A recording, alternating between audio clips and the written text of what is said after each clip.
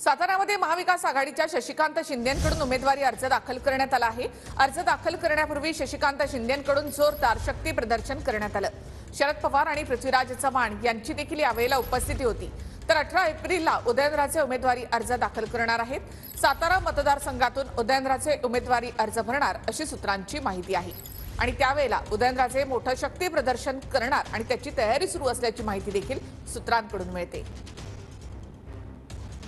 दिवसामध्ये हा उमेदवारी अर्ज दाखल करताना मला आनंद होतोय की महाविकास आघाडीचे आदरणीय आमच्या सर्वांचे दैवत आदरणीय शरदचंद्रजी पवार साहेब, पृथ्वीराजजी चव्हाण साहेब, श्रीनाथ पाटील साहेब, नितीन मानगुडे पाटील साहेब, त्याचबरोबर सर्व राष्ट्रवादी काँग्रेस पक्ष, काँग्रेस आणि शिवसेना उद्धव ठाकरेंचे सगळे पदाधिकारी उपस्थित होते आणि मोठ्या प्रमाणामध्ये नुसतं आव्हान केल्यानंतर 3 दिवसात इतक्या मोठ्या प्रमाणामध्ये सातारची जनता उत्स्फूर्तपणे आली।